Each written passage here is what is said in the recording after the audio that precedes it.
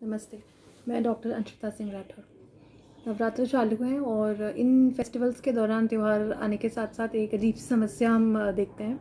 बहुत सारे मरीज़ फ़ीमेल पेशेंट्स हमारे पास आके ये कहते हैं कि हमारे घर में देव या माता जी बैठने वाले हैं, गणपति जी बैठेंगे और हमारे पीरियड्स की यानी कि मासिक धर्म या पाली की जो डेट है वो तभी आ रही है और हमें उसको बदलने के लिए या जल्दी या लेट करने के लिए दवाइयाँ दे दीजिए।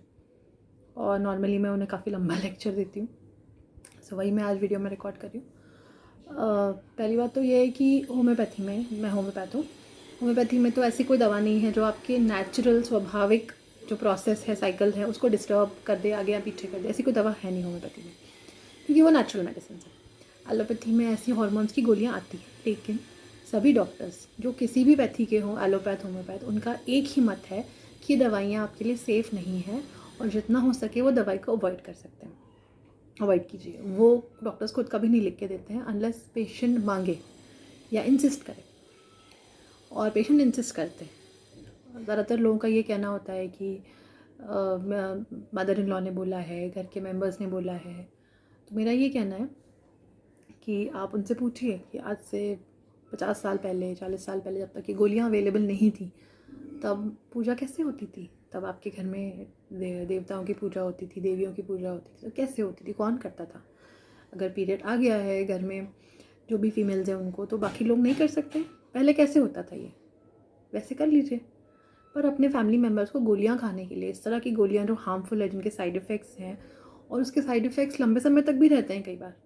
ऐसा भी हो सकता है कि एक साइकिल डिस्टर्ब हो, ऐसा भी हो सकता है कि बहुत सारे साइकिल डिस्टर्ब हो जाए, है ना? इसके अलावा जो इमीडिएट साइड इफ़ेक्ट होते हैं वो है नौशिया है, क्रैम्प्स है, हेवी ब्लीडिंग है, पेन है।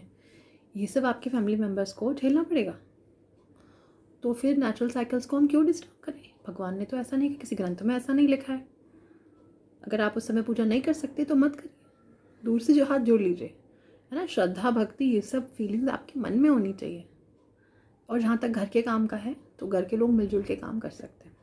मुझे नहीं लगता ये कोई बड़ा इशू है। दूसरी बात, आपका और आपके भगवान का जो रिश्ता है ना, वो आपका पर्सनल है, ठीक है? आपके भगवान के पास आपको ऐसा लगता है कि इतना समय है कि वो आगे इस चीज़ का ट्रैक रिकॉर्ड रखेंगे कि आपकी पीरियड्स की डेट क्या थी और आपने उन दिनों में मेरी पूजा करी, या आपने कोई बहुत बड़ा पाप कर दिया, अब इसके लिए आपको सज़ा मिलनी चाहिए? ऐसा रिकॉर्ड कौन रख रहा है? दुनिया क्रिमिनल से भरी पड़ी है, रेपिस्ट से भरी पड़ी है। भगवान के पास दूसरा कोई काम नहीं है कि वो आपकी पीरियड्स की डेट ध्यान रखेंगे और आपको सज़ा देंगे क्योंकि आपने पूजा कर ली पीरियड में। हाँ, अगर आप मंदिर नहीं जाना चाहते हैं क्योंकि इट्स अ पब्लिक प्लेस, वहाँ के अपने रूल्स होते हैं, ठीक है, आप मंदिर ना जाइए। पर आपका घर, आपके घर की पूजा में, this is your personal matter. तो मेरा एक रिक्वेस्ट ये है कि प्लीज़ ये गोलियाँ मत खाइए, ये गोलियाँ डॉक्टर से मत मांगिए, क्योंकि आपके कहने पर ही हम लिखते हैं, हम खुद रिकमेंड कभी भी नहीं करते हैं। And all doctors will agree with me कि हम नहीं लिखना चाहते, हम पेशेंट्स को ये समझाते हैं कि ये नेचुरल है, इसको एक्सेप्ट करिए, ठीक है? So that's it,